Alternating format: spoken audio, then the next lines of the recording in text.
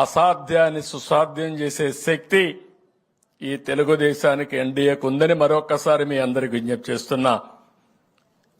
మంచి రోజులు వస్తాయి. అందుకే రేపు ఆగస్టు మళ్ళా 15వ తారీఖున అన్నా క్యాంటీన్ పెడుతున్నాం.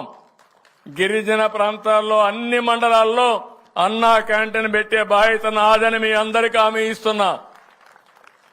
ఎందుకంటే పేదవాళ్ళు ఎక్కడుంటే అక్కడ మనం అండగా ఉండాల్సిన అవసరం ఉంది. ఇదే కాకుండా మీ భూములు కొట్టేయాలని ఒక స్కెచ్ తయారు చేశారు.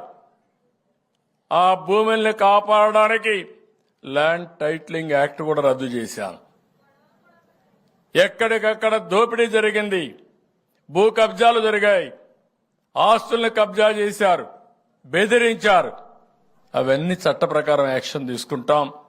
నేను ఎక్కడా రాజకీయ వివక్షత చూపేను, అదే మరిగా రాజకీయ కక్షతో ముందుకు పోను.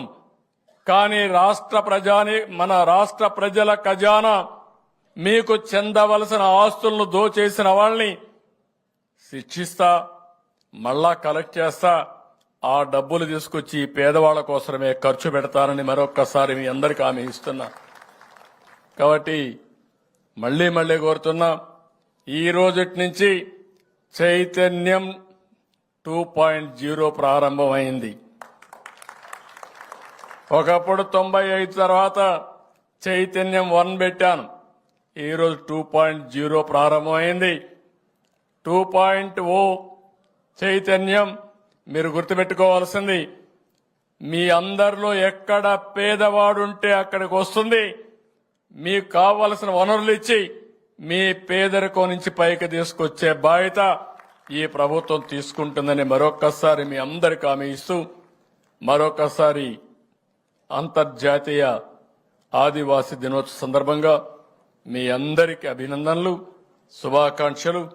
మీ జీవితాల్లో వెలుగు రావాలని భగవంతుని మరొక్కసారి మనస్ఫూర్తిగా కోరుకుంటూ అందరికీ నమస్కారాలు. జై హింద్, జై Hind. Please subscribe to KTV Telugu. KTV Telugu. KTV Telugu channel.